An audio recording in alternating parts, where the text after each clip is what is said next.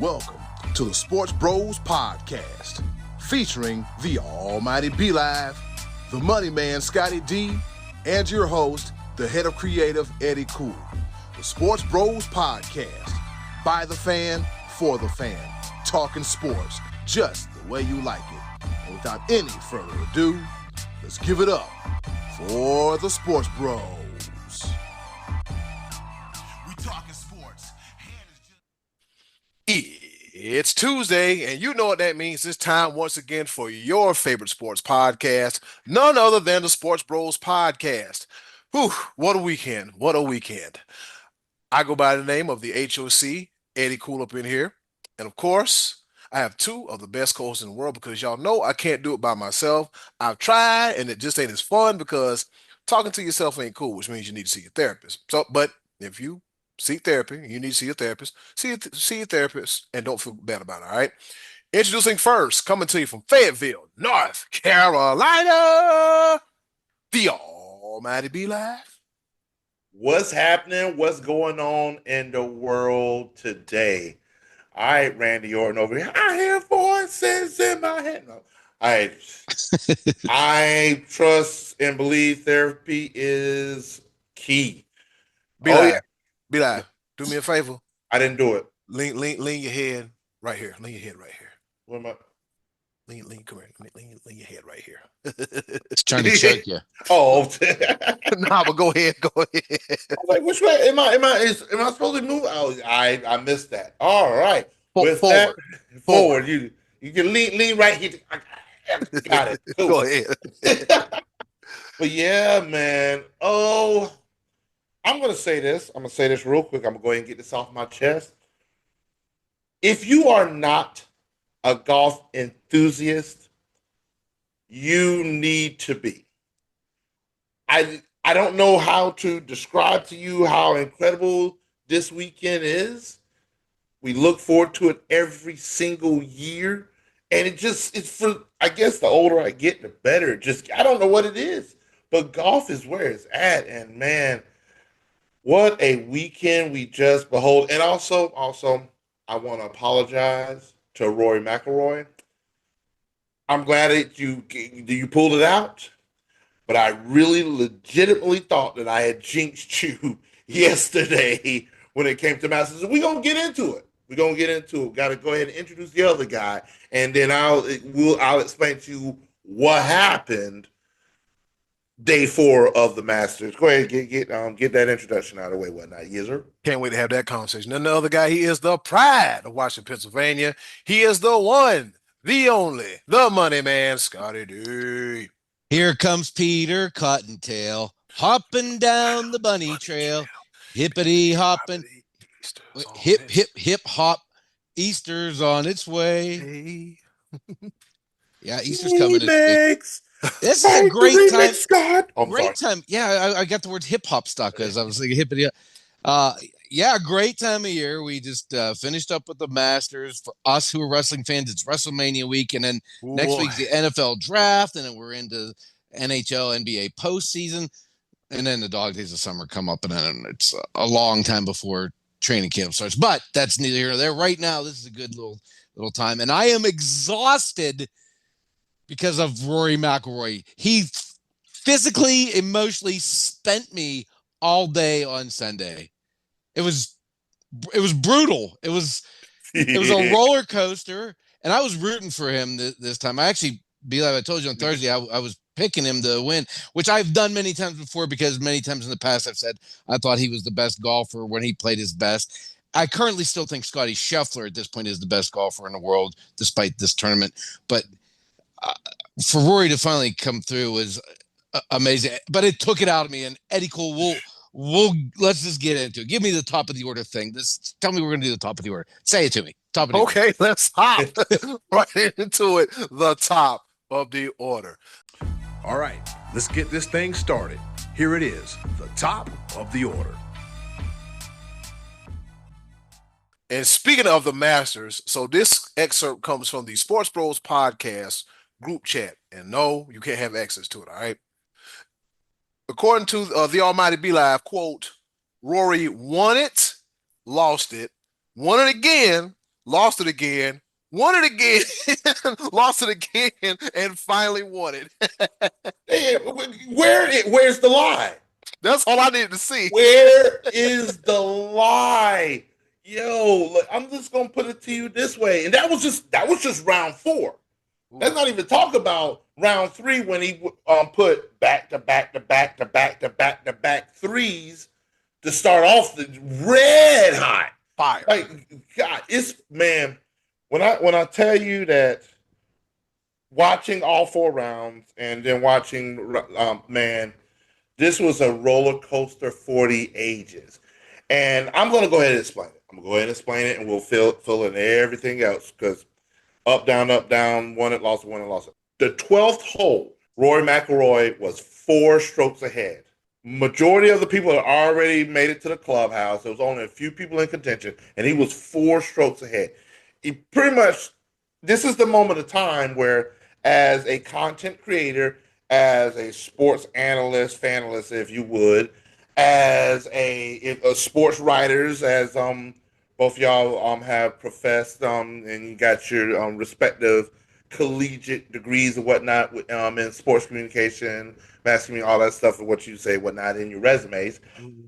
This is the moment of time where you have to prepare those stories. Yep. Because when at the end of the 18th hole, the media is gonna hit you with everything. They're gonna have graphics ready, the stories are ready, and you have to be ready. So at the 12th hole, Rory McIlroy is 4 strokes ahead. This is it. After 11 attempts, 11 years of falling short in the Masters to complete the career Grand Slam, this is it. He's going to win the career Grand Slam.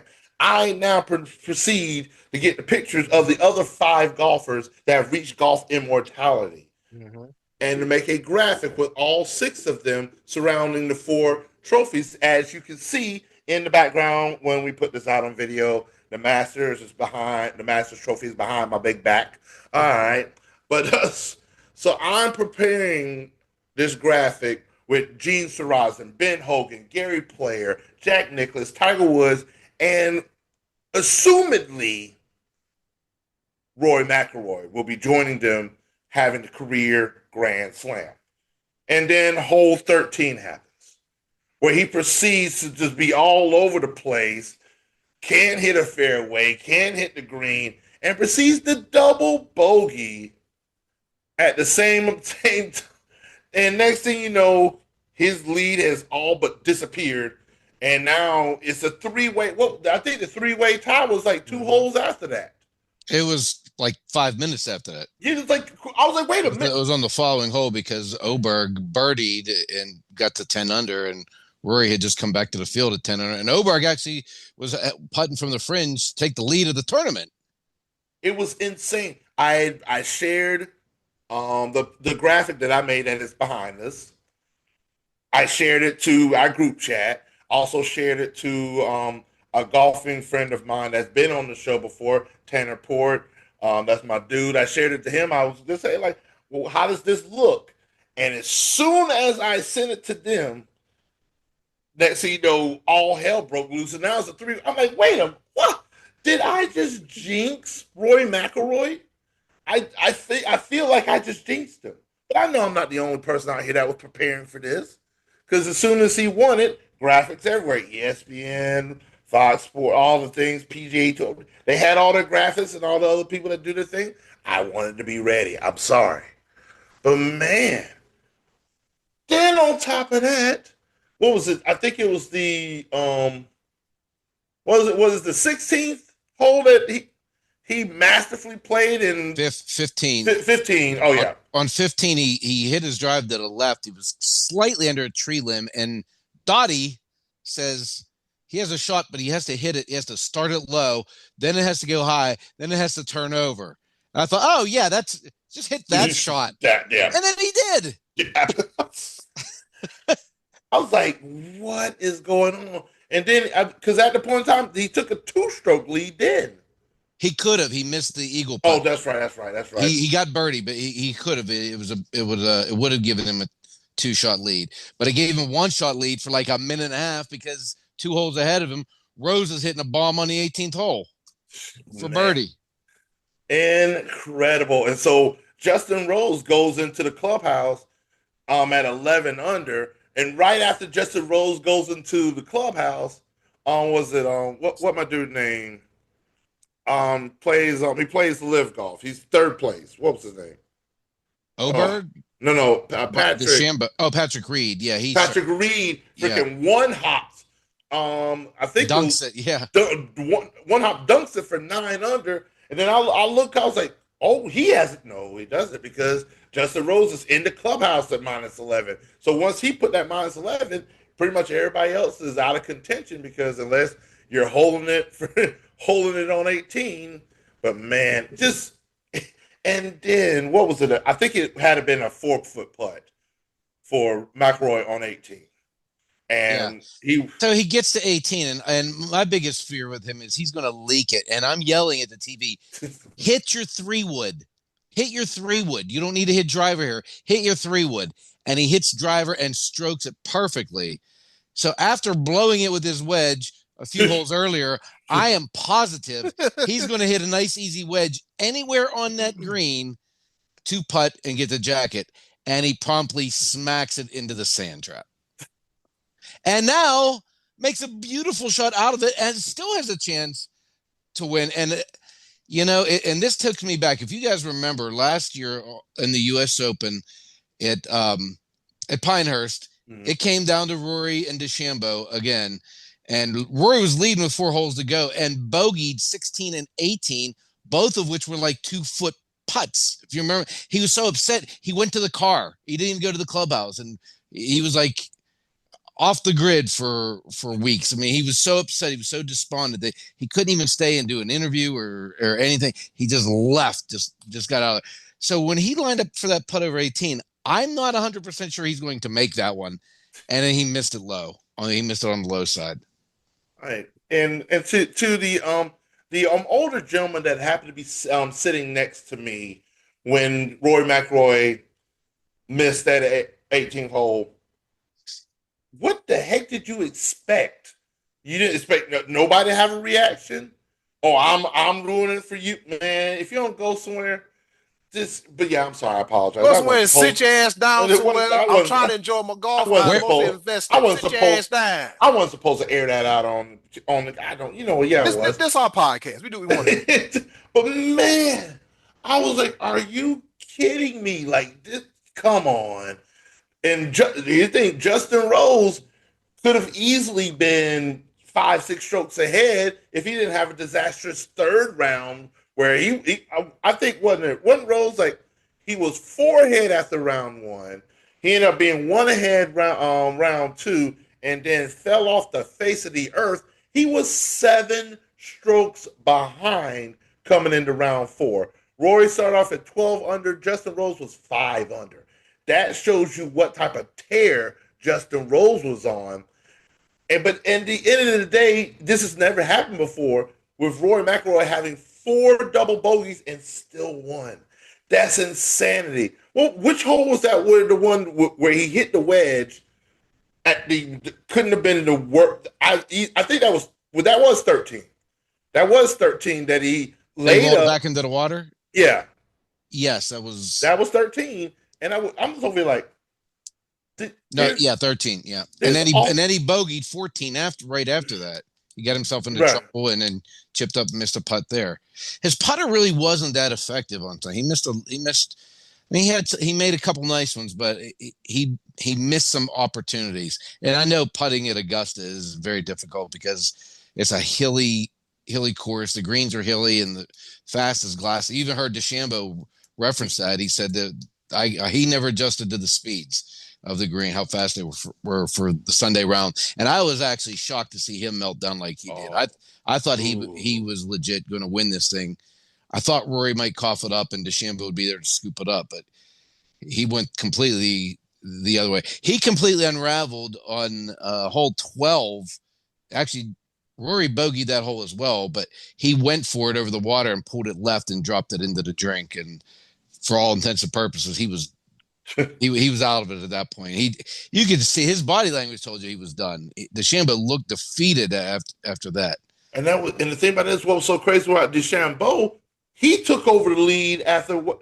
Because he started like the second hole. He took over the lead First hole, he birdied and Rory double bogey. First hole, yeah.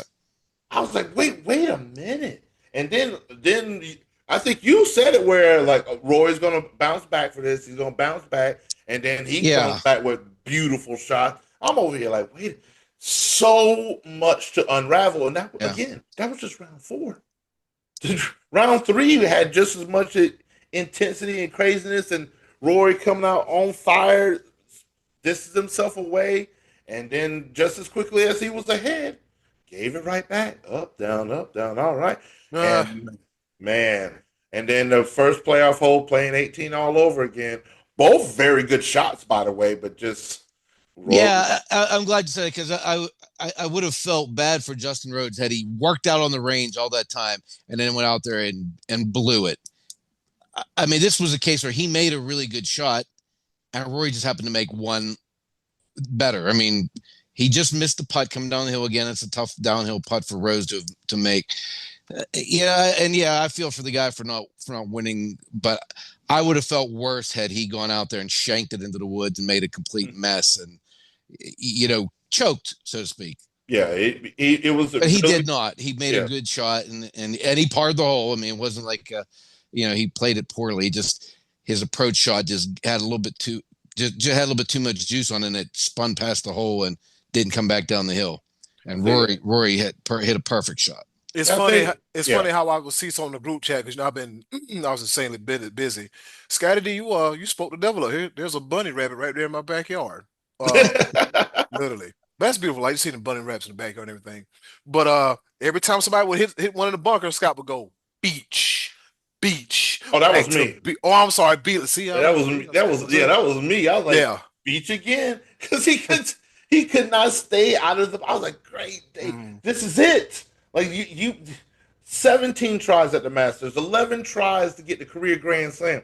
This is it, bro. Come on. And it's like I was rooting for DeChambeau because Scottie doesn't like the big goof. Big goof. I kept seeing beach and big goof. I'm like, he must be talking about Bryson DeChambeau. Scottie D, what was your line you said a few years ago about Brooks Koepka and Bryson DeChambeau? He said this is. He said something about problems, them being spoiled rich white guys, and what did you say about them having? Oh my God, I wish I could find that clip. It was hilarious. It sounds like something I might say. Two spoiled rich white guys.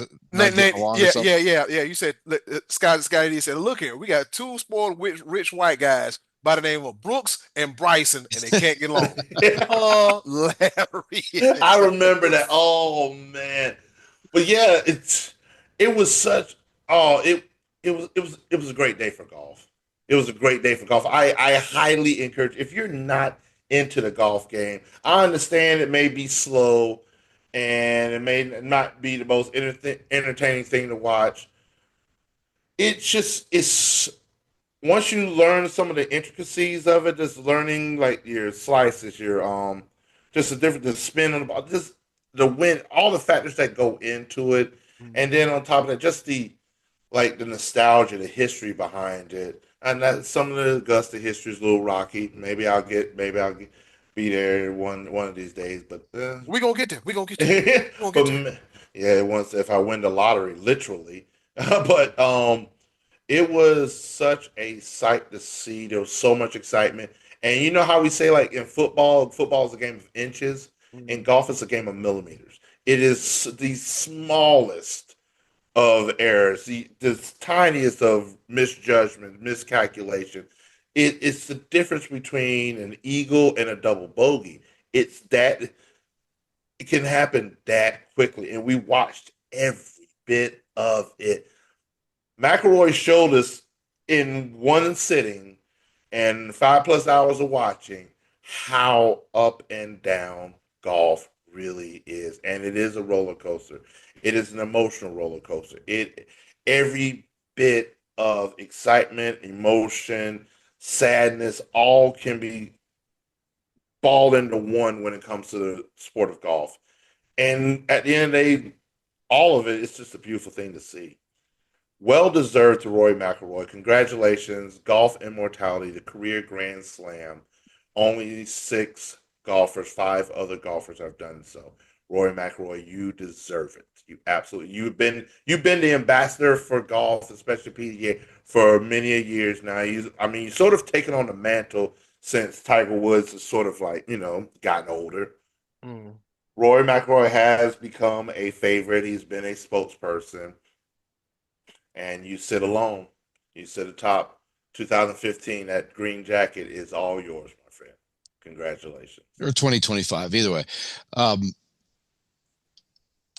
So I was thinking of I was thinking back to the tournament that Tiger Woods won in 2019, and the one before that where Sergio Garcia won. In both of those cases, I was really rooting for a guy who was like the favorite and had like a historic thing going on.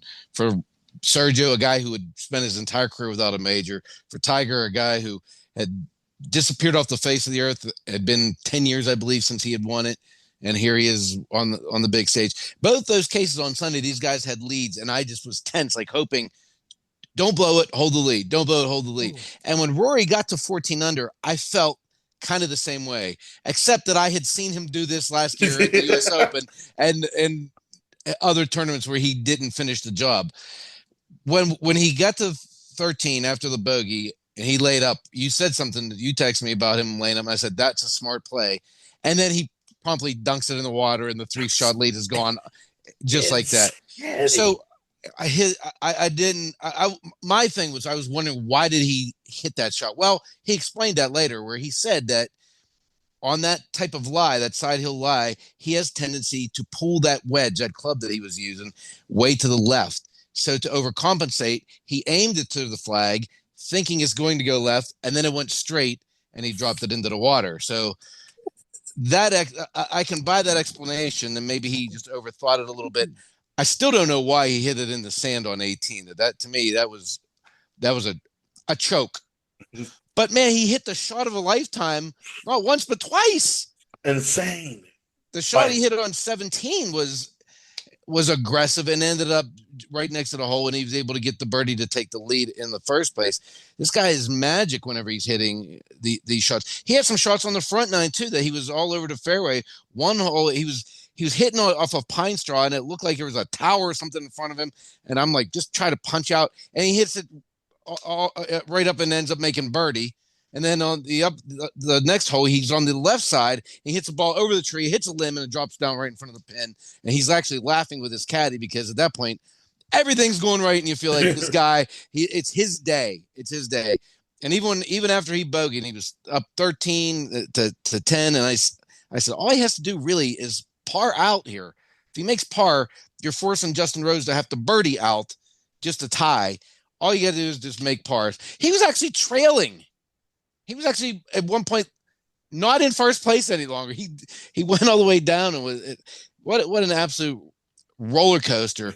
Not just for us, but for him, because when he made the putt on the playoff hole, you could just see all the emotion just had been welling up on me, because that's a heavy weight to carry around, to be the quote unquote best golfer in the world for all those years and never win that tournament after having won the other 3 so early on. He was a young man when he won those other tournaments, and for him to finally break through, congratulations to him. And I have to say, I have been very critical of Bryson DeChambeau because he's goofy. He's a big goof, and he sits there and he twists the putter like he's reading a dial, and then he picks the ball up and then he'll put it back down. Like, what are you doing when you put it back down there, Bryson? What are you doing? Meanwhile, Scottie D's like this.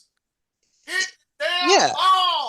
He goes and he marks his ball, and he sits there and he turns it and twists it, and then he stands up, and then he goes down and he marks it again and moves. What are you doing? Quit doing that. You're taking too much of my time. Quit doing all that.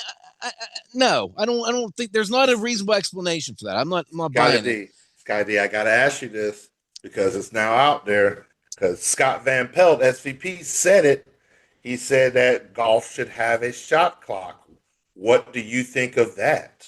They actually are supposed to be on a time limit.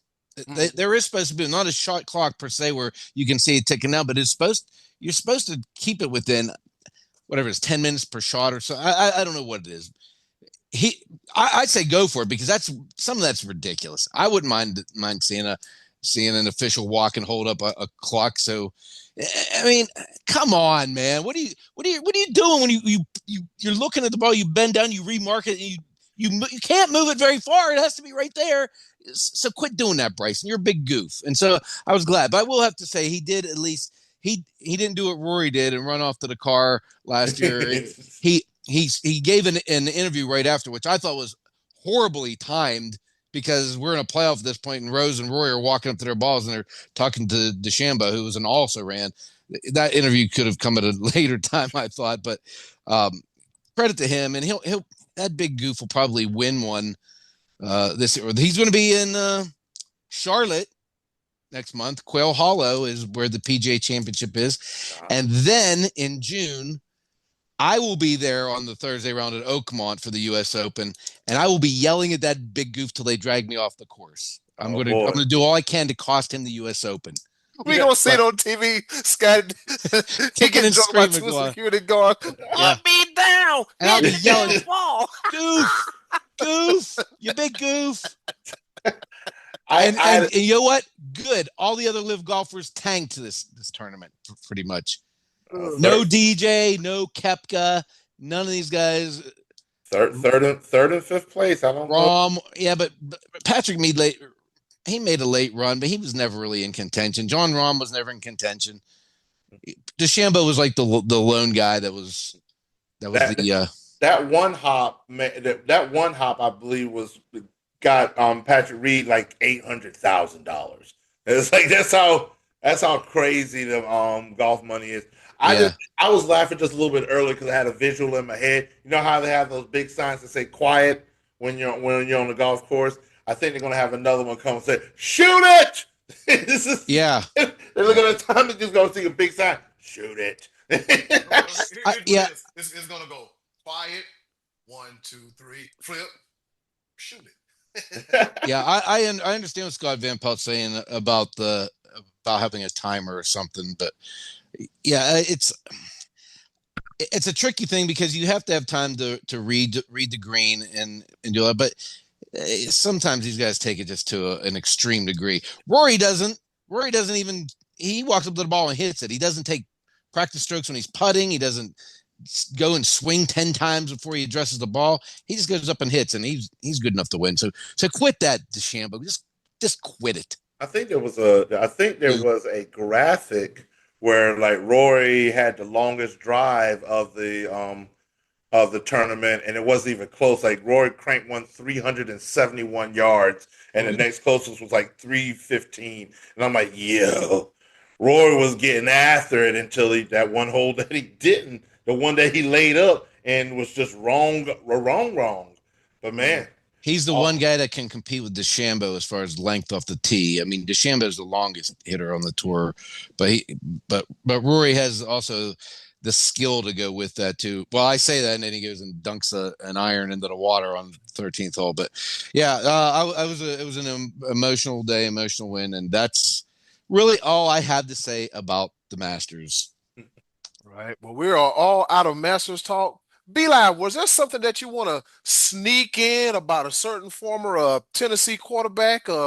We got some time before we go into our favorite portion of the show. What's on your mind about Niko Iamaleava? I'm sorry. Yeah, I'm a leaver. I'm a lever. I'm leaving. I'm leaving. Man, this dude. Because I saw bits and pieces of it, but brief us, please, sir. Well, essentially put, this is the state of college football as we know it. Contract negotiations with college players and NIL money and stuff like that. He was already making, I want to say, $2.5 million. And his agent and him wanted to see if Tennessee would up it to $4 million a year under the threat that he would enter the transfer portal. And Tennessee said that they were not budging. Who do you think you are? And he didn't show up to the spring game, didn't show up to meetings, And I think Coach Hupel said, "Yep, we're done with you," and he's now in the transfer portal. And this is sadly where we're at. Contract negotiations with NIL with players in college football. And it's sad. It really is. Here's the thing. I have no problem. I have no problem with players getting paid. The NCAA and college football have pocketed billions of dollars. These schools have pocketed billions of dollars collectively off of the hands of these college student athletes. So, yes, they should make some of that money.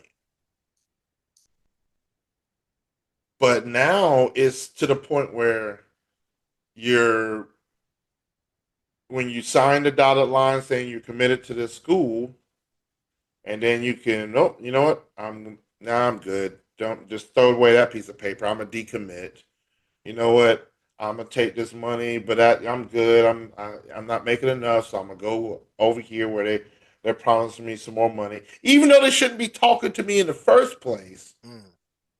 I think that's tampering, but I mean, in any other professional sport, you're not allowed to do so with a player that's under contract. But college football, you're allowed to because there's no guidelines. They literally just said, you know what, have at it. NCAA lost complete control over anything, and now this the college football committee supposed to be running stuff, and then NIL signed into law, and now revenue sharing and all kinds of other stuff. College football is in a bad place. It's such an entitled place. I get the biggest argument. Coaches can quit and not fulfill their contracts and stuff like that. So why can't players do the same? Ta-da! Hey, we should rein in the coaches too. Like you can't just jump ship and then you have all these buyout clauses and stuff like that, and you gotta do that. Man, shoot, I look at it this way. If you're gonna breach I call it breach a contract. If you're not gonna fulfill the last parts of your contract, there should be some type of, hey, you owe us something. Pay it back. Come up off That's it. right. So part of your next contract comes back to the school because you signed a full contract with us. But like the next school come up, there should be a buyout on that side or something. That's me. I'm crazy like that. But I feel like that sort of that levels the playing field. It doesn't allow for all this jumping ship all over the place without. I mean, and it's unfortunate because you keep giving in there, somebody's going to take them out and take them out and take them out and take them out till it's absolute chaos. It's to the point where teams don't even have spring games anymore. They do have spring games. It's under tight leashes. They don't want anybody to watch, so they could poach the players away, even though the players are committed to another school. Academics, nobody gives a crap anymore. It's all about who can make the most money. It's painful. It is. It is painful to watch. You don't know what team you're going to have the following year because you don't know how much money you're going to have to pay the players, and then a lot of schools are operating in the red. Budgets are all over the place because now you got to come up with $20 more million for the school to have to be competitive, and then you got NIL money out the wazoo. Like Oregon is always going to have top players because Phil Knight's going to pay out. Ohio State's always going to have the top players because you got rich alumni. Rich alumni are determining the status of college football right now, and some of it I get. You want to give back to your school, but the fact that the way the players are jumping ship and their money that's involved in all this stuff, and I believe is really honestly, breaking news by the way, is a lot of reports saying that Amaliva is going to end up in Chapel Hill with Bill Belichick. That is a lot of reports coming out. The rumor mills out there, and guess what? They gonna find the money, and this it is what it is. It's disgusting to me. It's absolutely disgusting how this is. And yeah. I'm like you, be live. I'm all for them getting paid because the NCAA have made millions upon billions upon their back. But this thing got to have some structure because from the looks of it, this train is flying way off the tracks. Scottie D, you got anything you want to say about this? Nope.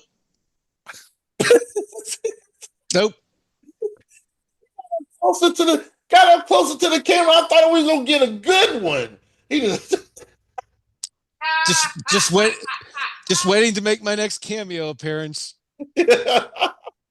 Oh gosh, Scottie, you killed me. You was leaning towards the camera. You was leaning towards the camera. You got anything to say? Nope. All right. With that being said, looking at my phone because I've yet to get a watch. I'm gonna get a watch eventually. Who wears one nowadays, anyways? Guess what time it is? Time for Bill Belichick's girlfriend to receive another email about Iamaleava coming to UNC. Oh, my bad. You talking about the next segment? I got so much to say about that, but so little time. Be live, Scottie D. I'm glad y'all asked. It's time for our favorite portion of the show, the choice of the voices. With that being said, what? Get it? Choice of the voices coming at you right here on your favorite sports podcast, Sports Bros Podcast. Shout out to Rory McIlroy for finally winning one. I'm happy for him. I'm so happy for him. We'll be back, y'all.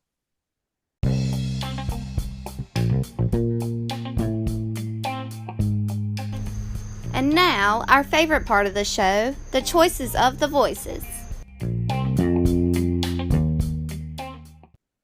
Once again, thank you to the wonderful and ever so lovely Miss Button for introducing our favorite portion of the show, the choices of the voices. We ask all the questions, you give us the answer.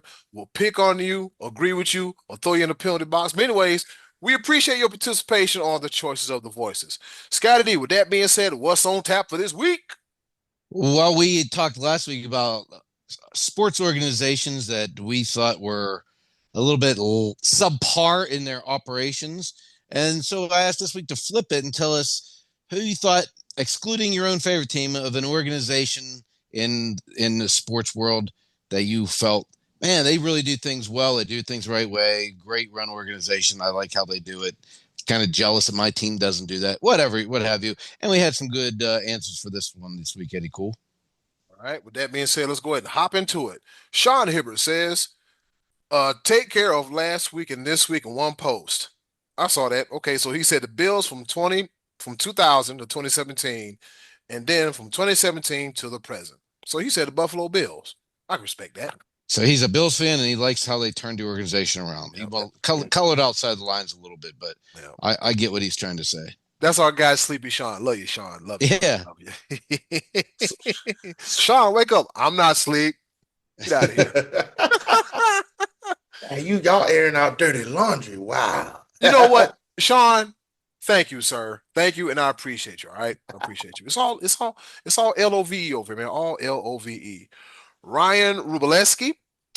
Yes, got it right on the first try. Yeah. He said, Yankees, bro. They're willing to buy a championship every year. I just hope they don't get Paul Skeens. Skeens watch. Yeah, we're already counting down the days until Skeens is a goner here in Pittsburgh. So 2 years, 5 months, 36 days, like that. So is he actually admiring the Yankees? But then, because they're willing to buy a championship every year? I think so, because I think if you're a Pirate fan, you realize you can never operate the way the Yankees do. That's and I actually happen to like both. I'm on both ends of the spectrum. As a Pirate fan, yeah, you would love to see the team invest a little bit of money. But if you're a Yankee fan and your team has that money, wouldn't it be an injustice to not go for it, to not try? I mean, this year the Yankees needed some pitching. They get Max Fried. They needed a first baseman. They get Paul Goldschmidt. They try to do something every year. Whereas if you're in Pittsburgh, we're sitting around. It's been, I think I told you last week, since 2016 that they signed a free agent to longer than a year, a 1 year deal. And just to put a cap on that, yesterday, 1 through 9, here are the batting averages: 148, 206, 195, 178, 105, 159, 260. 8-9 hitters with no hits yet. Now they're new to the team. One is Cha-Cha-Cha-Ching, and one is Henry Davis. You had your monologue. Let me finish the point. No hits yet for two guys in the starting lineup. Two guys batting over 200 in the lineup. That was last week's question, sir. We're people do good things, and you rattled off how he just had to get it off his chest. I'm comparing Yankees and Pirates. There is such a comparison. I was like, because I saw him going. I was like, oh, Scott, wait, oh, he gone. Pull that glove off, but he is gone, son. But I do admire the Yankees for going in on it every year, for going for it every. They legitimately try. They haven't won the World Series since 2009, but they try every year. They were in it last year. They try. God, it's about time. Next, what's Barbara say? Next. There you go. What's Barbara say, Scottie D? Next. All right, the best name of the game, JoJo Cover says, I give the nod to the Detroit Red Wings of the late 90s and the early 2010s. They perfectly blended the art of the mixture between homegrown talent through the draft and key acquisitions via trades. They played an impeccable defensive system, but could erupt offensively at the drop of a hat. They fielded 4 excellent solid lines with tough, skilled players who all bought into Coach Mike Babcock's system. They were an absolute machine. So you go from Scotty Bowman to Mike Babcock, and his business as usual for the Red Wings. That's a good call. I like that answer. Real good one. All right, Trey Duke says my son's soccer team when he was like 9 or 10 was dominant. All right, 2 or 3 years straight, and he said the Cowboys suck, but have to have a trans quarterback. Welcome back, Trey Duke. We missed you for the last couple of weeks. Yeah. So shout out to the Food Line Zappers. That's the name of the team. All right, gotcha. Nah. Call back to another episode. Oh man, on the road to 300, ladies and gentlemen. I don't know what we're gonna do, but you're gonna enjoy it. Okay. All right. Our Hall of Famer Uncle Max says, though I'm a Giants fan, I must give it up for the Dodgers. They have competed for championships year after year after year. They always make great decisions, and it shows. P.S. I hate them. Woo! Fire.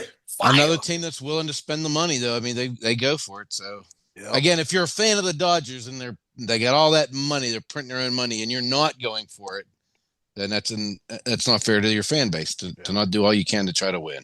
Let's say, what are you doing? Scottie D, quick question. When's the last time the Yankees won the World Series? 2009. 2009. Okay, it's been a while. All that money they spent. All right, cool. 2009. Here we go. All right, anyways. Finally, Craig Burns, he says the Tampa Bay Lightning. Great coaching, awesome scouting of young talent, and always in the hunt for the cup. Now overshadowed by their in-state rivals, the Florida Panthers. Watch out for them in the playoffs this year. Yeah, I can say that. Because you remember when they won the they won the Stanley Cup during the pandemic, and they had 2 months to rest, and then they ran another full season and they won it again. Yeah. It was, boy, that's very admirable. I was like, wow, I would be through, done, knocked out, DED, dead. Like, makes no sense. That was a great year for the city of Tampa altogether. Yep, that's the year they won the Super Bowl. And didn't the Rays come close to the World Series as well? Yep. Was. So that is I will give props to that answer as well. And I'm gonna take a deep breath before mine. All right. Whew. While you're doing that, I'm gonna go ahead and give shout outs. Shout out to Sean, Ryan, JoJo Comfort, Trey Dizzle, Uncle Max, and Craig Burns for their participation in this week's Choices of the Voices. Be Live, you're taking a deep breath. Go ahead. What's on your mind? Well, I have 2 teams in mind, and these are both homer picks because it's just how I feel. Mm-hmm. But Scottie D pressed the button earlier when he said the New York Yankees and paying people in the acquisitions, and then of course your LA Dodgers are paying people in acquisitions, which sort of leaves me slightly hurt when I talk about my organization, the Atlanta Braves. The Atlanta Braves have been in contention since 1990. There's very rarely been a time or moment where the Braves are not fighting for playoffs, deep in the playoffs, World Series, et cetera, et cetera. Granted, they've only won 2 in my lifetime. They've been in the picture almost my entire lifetime. Let's not look at this year right now. We still got some injuries to go. We're gonna bounce back. It's going to be okay. Everything's fine. It's going to be fine. It's going to be everything's fine.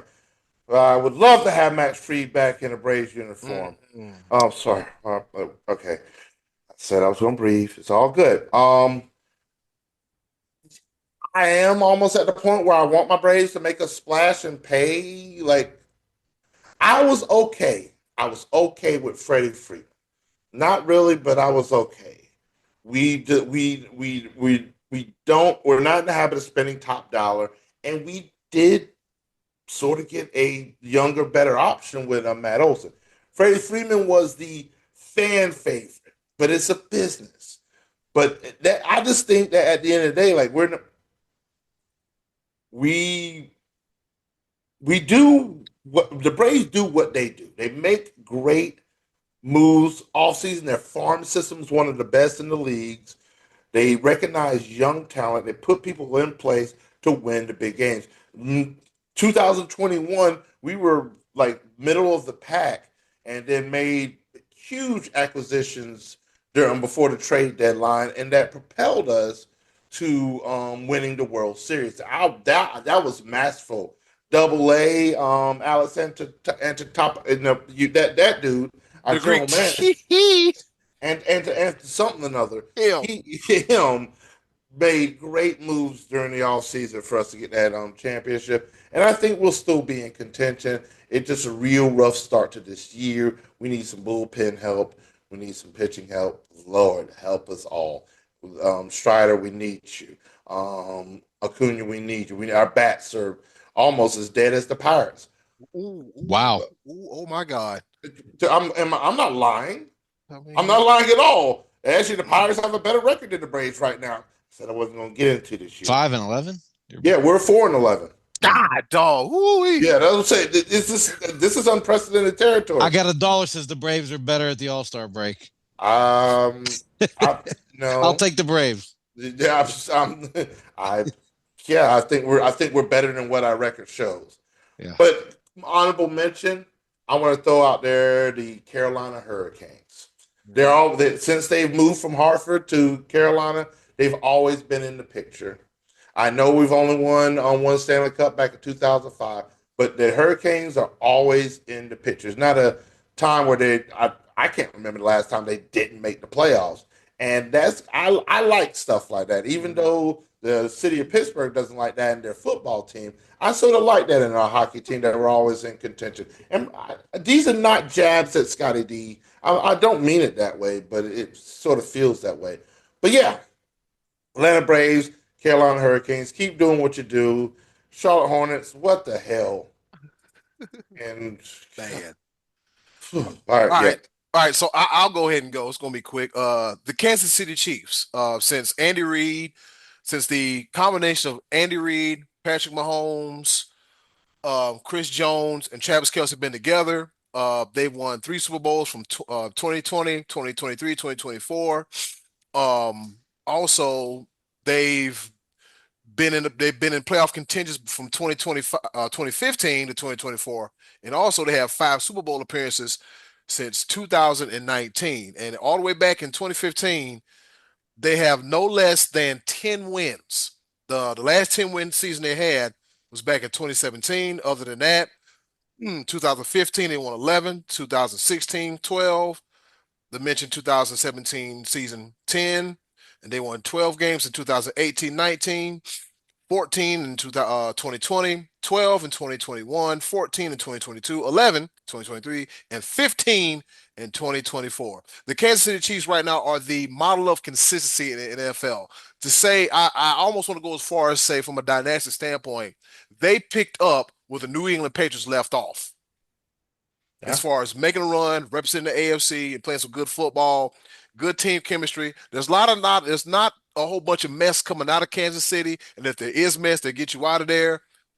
They pretty much practice spending money like the Patriots just about, as far as not giving anybody the big money, except for like what they've given Patrick Mahomes, because we know in this NFL, you need a quarterback to win. So with that being said, between interchangeable parts and pieces. They find a way to get it done, even without Tyreek Hill. Like, oh man, the Kansas City Chiefs ain't gonna be nothing. Patrick Mahomes said, hold my beer, watch this," and he made it happen. So, I mean, the Kansas City Chiefs are the model of consistency in the NFL, and they pretty much picked up where the Patriots left off at. So, I would say the Kansas City Chiefs. What say you, Scottie D? Well, I like what Liverpool has done the last couple of years. I'm just kidding. I know you. No, I don't. I don't care about that. Your mouth, he said. So, who's that? Who's on your shirt? The Liverpool. Liverpool Football Club. I'm so glad I said it because I wasn't sure if I was going to say AC Milan or the 2024-2025 Premier League champions. Watch your mouth. Yes, I really like what Liverpool does. They were Jurgen Klopp, the Arne Slot. Arne Slot. Okay, my bad. I'm sorry. Go ahead. So I was one of the teams I was going to mention was the St. Louis Cardinals because since I can remember, they've always built from within, made great organizational moves. Pujols wanted too much money, he walks. They use the money to sign other players, and they win the World Series. They've always been in contention. Not so much maybe the last year or two, but typically the Cardinals are a well-run organization, I've always thought. But as the last second one jumped out, and I just thought of it yesterday, and that is the Miami Heat. If you go back to Pat Riley taking over the organization, they get Shaq. They bring in Gary Payton, Posey, Antoine Walker. They win a championship. They draft Dwayne Wade. So they build around this guy. Then they fast forward a couple years, they go get LeBron and Chris Bosh and have that team. All the while, Udonis Haslem is like a stable guy on the roster. They hire Eric Spoelstra, a guy who has been coaching there for a long time and proven to be a successful coach. Then they go through this other phase with Tyler Hero and Jimmy Butler. They make a few finals appearances. They don't win it, but they get there. They're just always around. They're always sniffing around the NBA championship, and a lot of that has to do with stability of Pat Riley and Eric Spoelstra, and just good drafting and good player acquisition. And so, Heat. Didn't see it coming when I asked this question, but that's a team that I think has always done pretty well. When it was, I said, used the last 20 years of going back as a barometer. It was 20 years ago they got Shaq, and since then, can't complain too much if you've been a Heat fan. White side, front side, back side, Lakers in 5. Tyler Hero, Guitar Hero, Marvel superheroes. Yeah. Niggas in 6. but yeah, then what was the one year that the Miami Heat was an 8th seed and went all the way to the NBA Finals? Yeah. Like that's a few years ago, was it?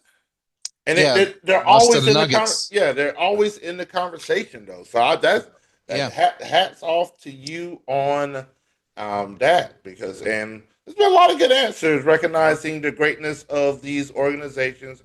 Whichever way you want to put it, whether it be bankroll, payroll sizes, how much jelly roll, and what's in your wallet. Pecan roll, coconut roll, pecan roll, Samari roll, rock and roll.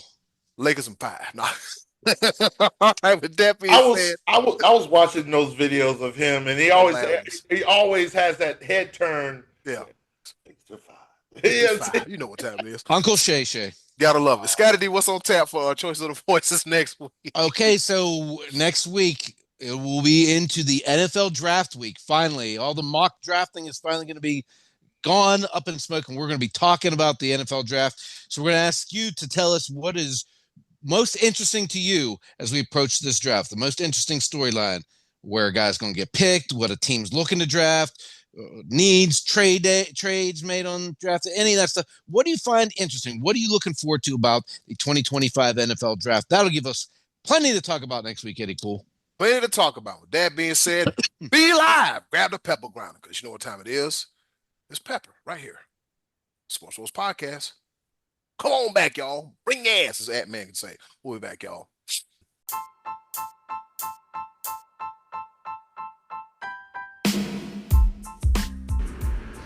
Okay, boys, let's bring it home with a round of pepper.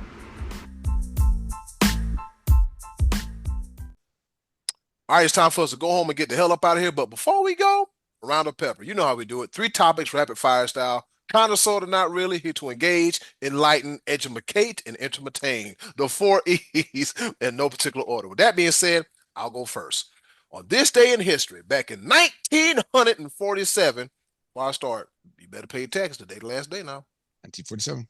Yeah. On this day in history, back in 1947, Jackie Robinson becomes the first African American to play in U.S. Major League Baseball, and he played for the Dodgers. Yep. Historic day in 1947. Over to you, Scottie D. Saturday, UFC 314, Alexander Volkanovski regained the UFC featherweight title with a unanimous decision over Diego Lopez, the first two-time winner of the featherweight championship. But to me, the big story coming out of there was the emergence of Paddy the Baddy. Paddy Pimblett, the Irishman, just absolutely destroyed Michael Chandler, sent him to the hospital, busted him up. Michael Chandler's the guy we've been waiting for 2 years to get into the cage with Conor McGregor, and McGregor, for various reasons, has not pulled the trigger on signing that fight. And now that one's probably going to be just shot out of the air because Chandler got destroyed by Paddy Pimblett in the lightweight decision. And honestly, Paddy Pimblett, Paddy the Baddy, with all his bravado, is maybe the guy that the UFC is looking to be their star of the future. They desperately need a new guy to be kind of the face of the UFC. They got these guys that are champions now that their names end in V, and they got the beard going from ear to ear. Makachev and all these foreign guys. We need Paddy Pimblett's forward too, but we need a guy that's going to make people mad or make them excited, like a Conor McGregor type of personality. Paddy the Baddy could be it. Be live. Over to you. Batty, ain't that what they call girls? Go ahead, be live. Go ahead. Shout out to our hometown dude, Trayshawn Gore. He definitely took one on the chin recently, but did he lose Saturday? I didn't see him fight Saturday. It was. I didn't see it, but the way he even responded, he was like, "Man, he got beat up pretty bad." Yeah, but it happens. It happens, man. Keep fighting, brother. Keep fighting. Well, all right. We've talked about the good, the bad, and the ugly of the Masters. How about the indifferent?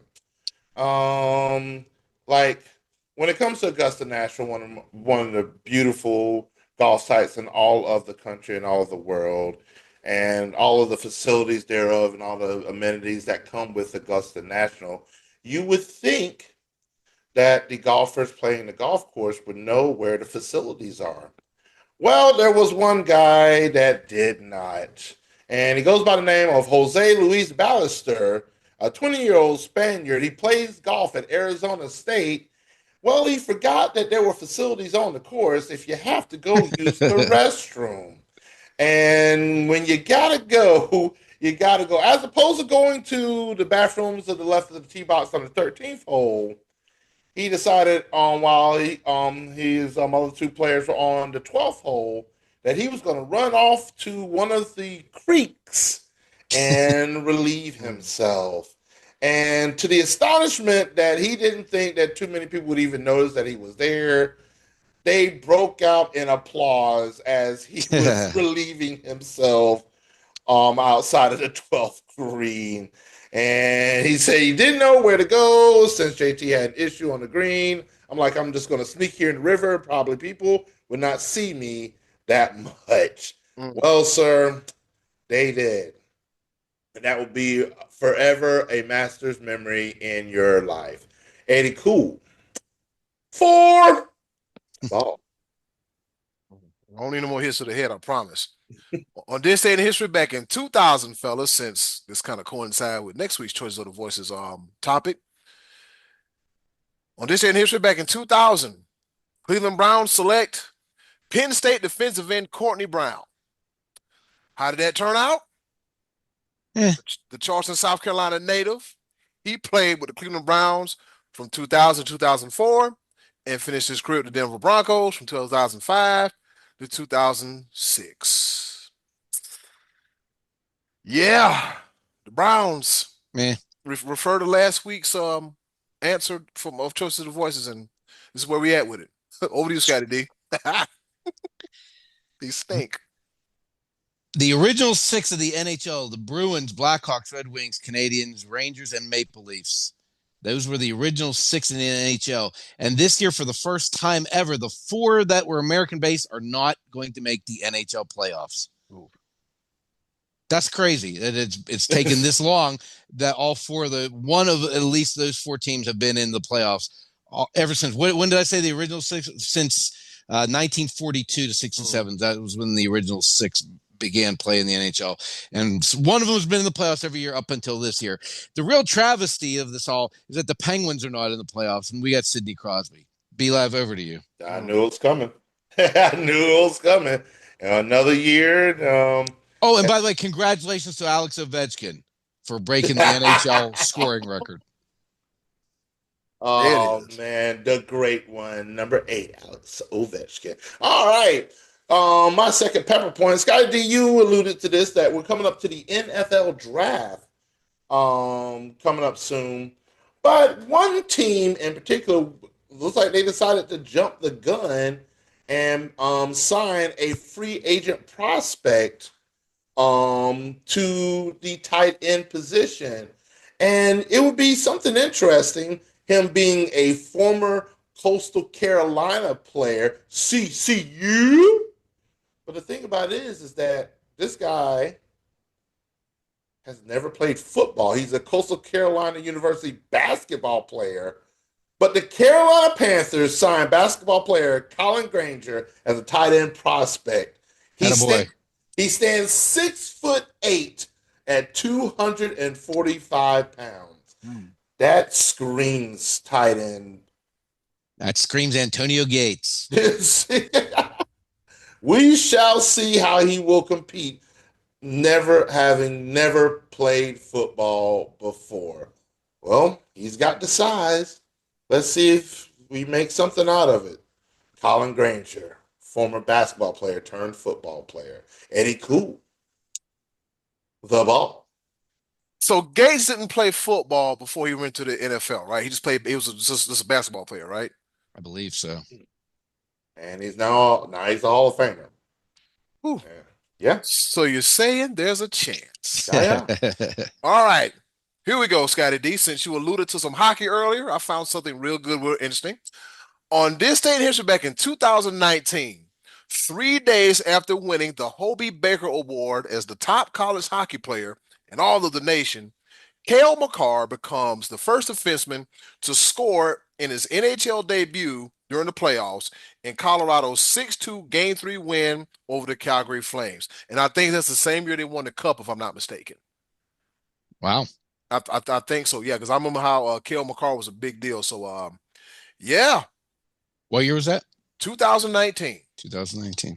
Yeah. So, So shout out to Cale Makar, man, for making history and being one of the top defensemen in all of the National Hockey League. When do the NHL playoffs start anyway? It's got to be like 2 weeks, maybe next week, the week after. No, I think it's next week. This weekend. This weekend coming up. Yeah, I believe so. It's coming up.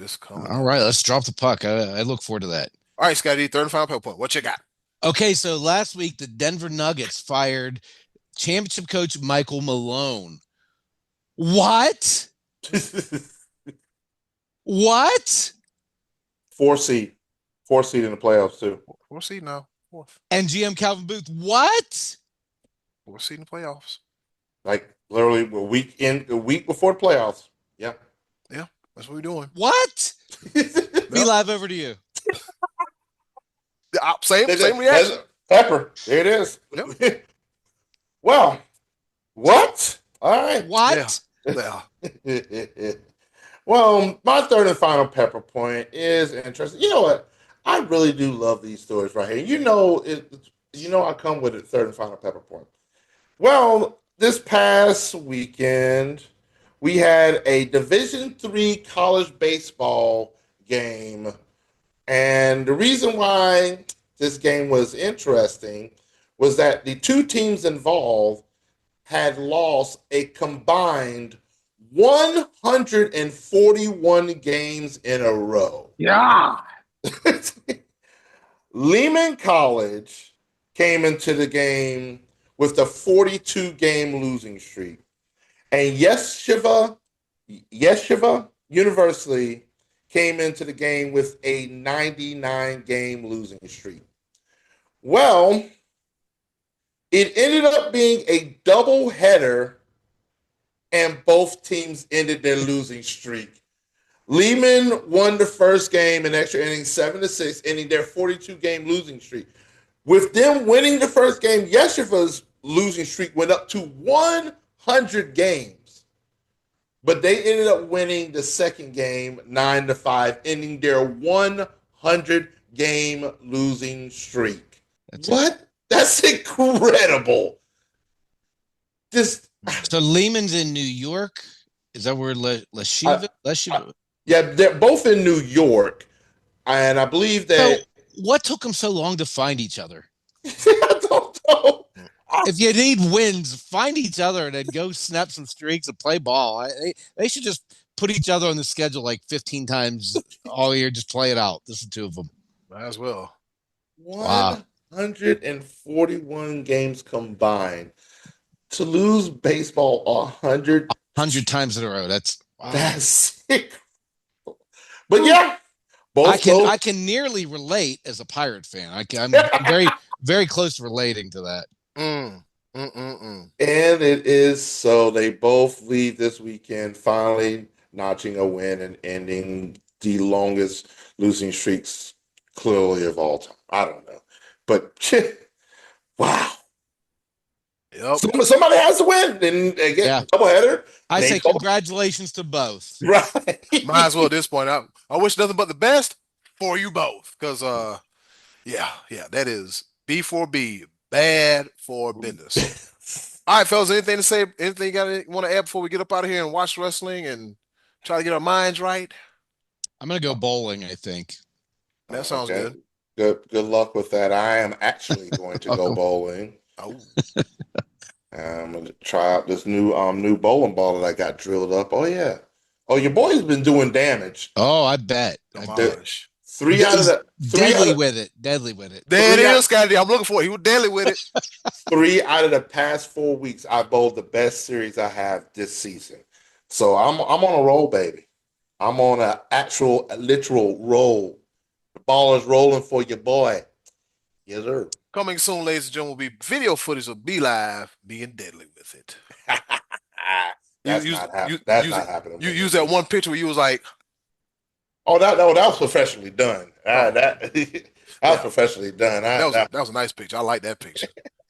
I was like, he got tongue hand out there. It's like, All right. I'm going to pull that out of the archives because I might have been 100 pounds lighter back then. All right, cool. Hey, man. With that being said, ladies and gentlemen, everybody, thank you for listening and watching to the SportsBros podcast. Rate, review, subscribe, support, and in closing, do something nice for yourself. And if you can, do something nice for someone else. They're greatly appreciated now more than ever. Be a blessing, not a burden. This is your favorite sports podcast, the SportsBros podcast. Happy Easter. I'm about to go buy some carrots and feed these beautiful bunnies in my backyard. They're so peaceful. I love looking at them. Be Live, take us home. Yes, sir. Pay your taxes, see your therapist, and just take care of yourself because it's crazy out here. A tradition unlike any other. The Masters. Hey, we out. See y'all later. Bye, y'all. See y'all next week. Hey, it's Eddy Kool here from the SportsBros podcast. Thank you for listening, and as always, continue to follow us on all of our social media platforms. Just click the link in the description box and keep up with the SportsBros podcast. And once again, thanks for listening.